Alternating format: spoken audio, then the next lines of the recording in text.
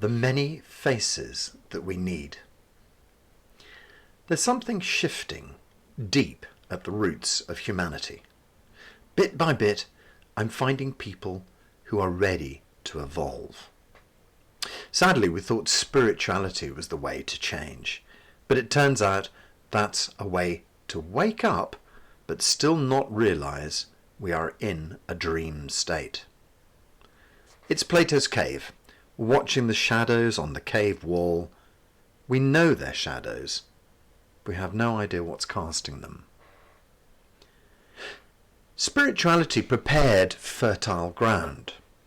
So many of us have escaped the doctrinal thinking of Western medicine and religion. We need to throw off the shackles of a society that was so insecure that it kept us chained to the church on a Sunday and told us that we could no longer heal ourselves. It's a bit like the movie scene where the prisoners emerge from the sewer pipe and dance around free at last. After the jubilation, they look around the barren land and they think, where are we? What do we do next? As I've written many times, and you can check back through my blog posts, this life we lead is like a simulation. It seems astonishingly real. We can literally reach out and touch it. There's so much more to it than that, though. I'm not going to go through a justification to convince you. I'm assuming you're prepared to entertain the idea it's possible.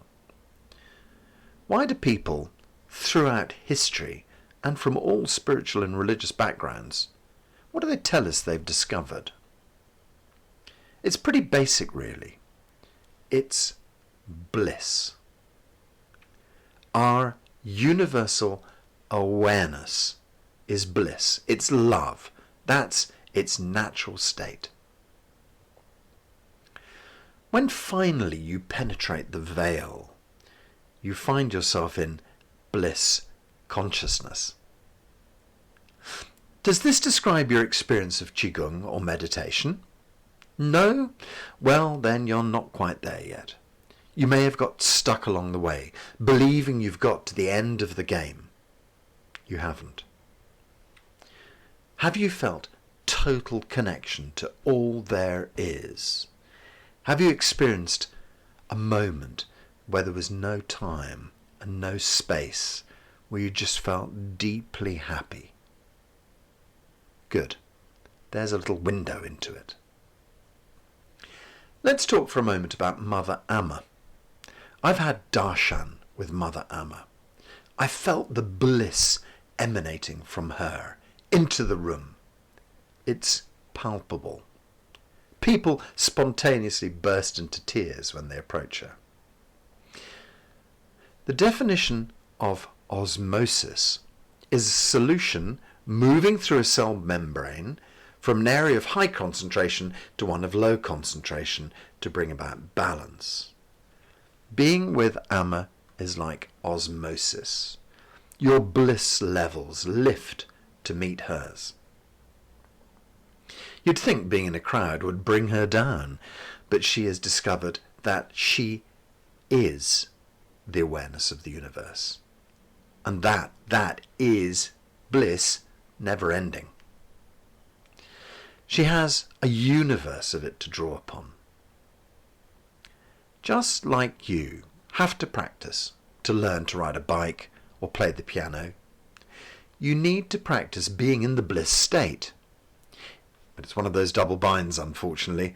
The harder you push, the less likely you are to get there. I've used my Qigong practice to help me.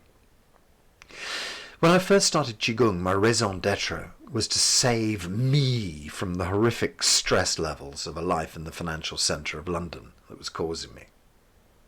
It wasn't a fast enough intervention to stop me losing half of my hair. As time went by, the pace evolved, and Qigong became my love and then my work. On occasion these days, I find myself dropping into this magical state. I'm practicing with bringing these ideas out of Qigong and into my daily life. little patches of calm, all joined together to make a quilt of bliss. It's still a bit holy. Holy, there's some daft pun there. Do I aspire to becoming a Mother Amma-like figure? No. I love my teaching. I love this life. I love my family. Sometimes people don't have that choice. Sometimes extraordinary individuals have this path foisted upon them by the universe. They didn't choose it. It was just how they came out. Others spend time seeking. We're told in some spiritual traditions that desire is to be eliminated. What a daft idea. Yes, Buddhism, you know I'm talking about you. Desire is the power that moves our evolution. Without it, we would stop, vegetate, and die out.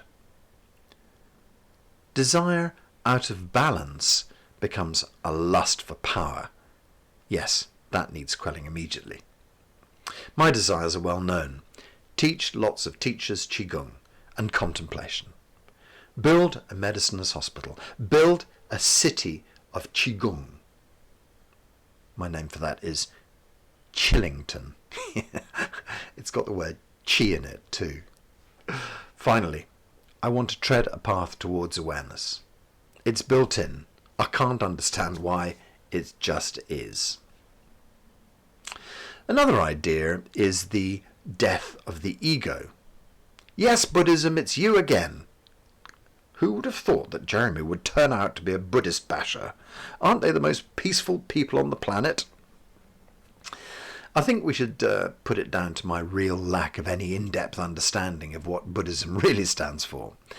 However, it's always worth asking Christianity, Buddhism, and the like the question. You had one really great guy a few thousand years ago. How many of you turned out like them since? It's not like the floodgates have opened. Lots of sizzle, not a lot of sausage, I think. Okay, back to ego death then. Not a good plan. If we intended to interface with other humans, then we need the masks we use to navigate their land. Like a passport, the ego gets you through the border and into their country so you can interact. Picture the scene. A supermarket in South London. Cashier. Can I help you, sir? Enlightened and ego-less Jeremy. None of this is real. Cashier. Oh, right, sir. Did you maybe need some milk? Jeremy. Milk is just an illusion. Cashier. Security to till 5, please. You get the problem. I can't bring myself to buy an electric car. I can, however, see the point of a hybrid. We need ego to help us navigate the stages of life. If you come to my class to learn Qigong, student, can you teach me Qigong? Jeremy. Qigong is a fictional abstract built in a 3D simulation by universal awareness. Student. I just wanted to fix my sore back. Some time later, Jeremy arrives home. Jeremy's wife. Did you get the milk, darling? Jeremy. Milk is a fictional conceit. Jeremy's wife staring menacingly into her cold, dark coffee. Enough! I've had enough of your drivel. Tomorrow we're going to the lawyers and we'll soon find out how fictional divorce papers are. A friend of mine often quotes the late Pat Pilkington, whom by all accounts had just crossed the awareness threshold, but who always managed to keep her feet in both camps.